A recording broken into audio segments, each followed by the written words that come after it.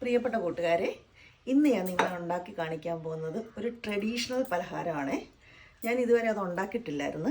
എൻ്റെ ചിത്തിയോട് ചോദിച്ചിട്ടാണ് ഞാനിത് പഠിച്ചതും കഴിഞ്ഞ ദിവസം ഞാനൊന്ന് ഉണ്ടാക്കി നോക്കുകയും ചെയ്തു. ചില കുഴപ്പങ്ങളൊക്കെ അന്ന് പറ്റി, പക്ഷേ ഇന്ന് ഞാൻ പരിഹരിക്കും. കാരണം നല്ല ടേസ്റ്റാണ്. ഞാൻ ഉണ്ടാക്കിയത് ഫസ്റ്റ് ട്രിപ്പ് ഒരു ശകലം കരിഞ്ഞുപോയി, പക്ഷേ എങ്കിൽ രണ്ടാമത്തെ ട്രിപ്പ് എടുത്തപ്പോൾ അത് ശരിയായി. അപ്പോൾ ഇപ്പോൾ എങ്ങനെയാണെന്ന് എനിക്ക് നന്നായിട്ട് മനസ്സിലായി. ഈ പലഹാരത്തിൻ്റെ പേര് അരിയതരം എന്നാണ്. ഞാൻ യൂട്യൂബിലൊക്കെ നോക്കി, ഇങ്ങനെ ഒരു പലഹാരത്തിനെ കുറിച്ച് ഞാൻ കേട്ടിട്ടുമില്ല, ആരും ഉണ്ടാക്കുന്നതായിട്ട് കണ്ടിട്ടുമില്ല. അപ്പം ഇന്ന് ഇതുണ്ടാക്കി കാണിക്കാം.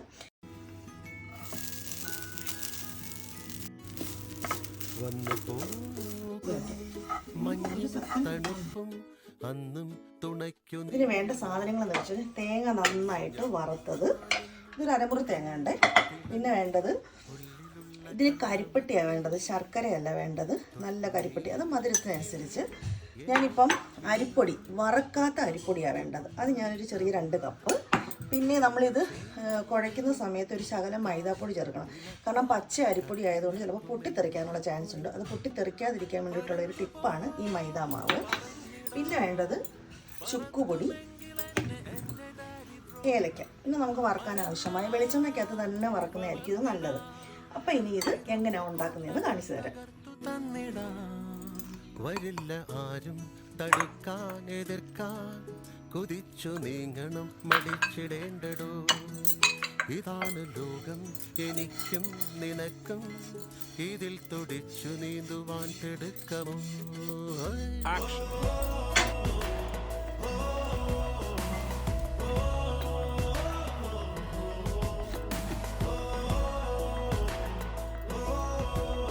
ഇതിൻ്റെ ഇൻഗ്രീഡിയൻസ് എല്ലാം കൂടെ ഞാൻ എടുത്തിട്ടുണ്ട്.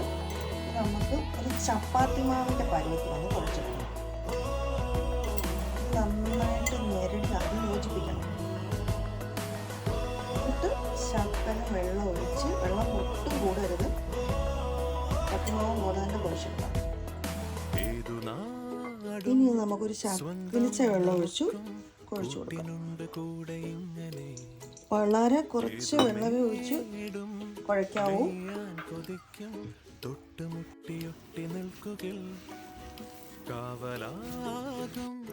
അപ്പോൾ അതാണ് നമ്മുടെ അരിയതരത്തിൻ്റെ മാവ് റെഡി ആയിട്ടുണ്ട്.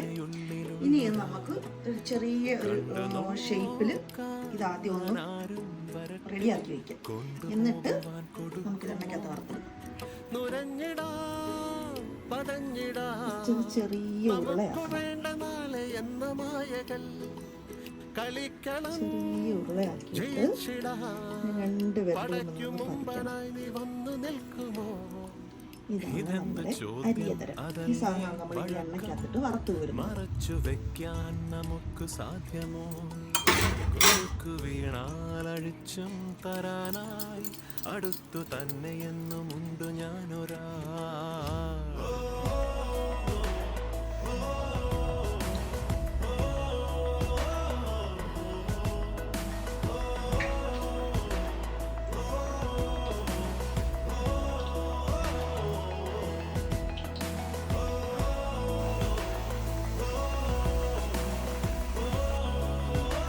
ഇത് നമ്മൾ ഇതിനകത്തോട്ടും എണ്ണയ്ക്കകത്തോട്ട് ഇട്ടതിന് ശേഷം പെട്ടെന്ന് തിരിച്ചിടരുത്. ഒരു 2 മിനിറ്റ് കഴിഞ്ഞിട്ട് ഇത് തിരിച്ചിടാവൂ. പിന്നെ ഇത് തീ കുറച്ച് വെച്ചിട്ട് വേണം ഇത് മൊരിച്ചെടുക്കാൻ.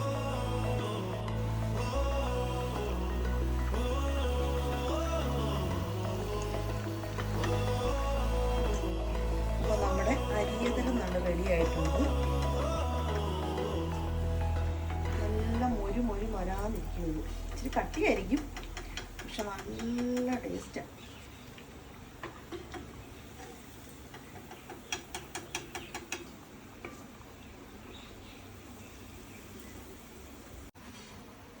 അപ്പം നമ്മുടെ അരിയതരം റെഡി ആയിട്ടുണ്ട്.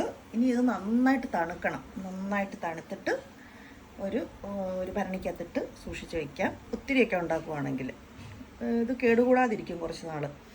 അപ്പോൾ എൻ്റെ കൂട്ടുകാരെല്ലാവരും ഇതൊന്നും ഉണ്ടാക്കി നോക്കണേ. നല്ല ടേസ്റ്റായിരുന്നു. ഒരു പ്രത്യേക രുചിയാണ് ഇതിന്.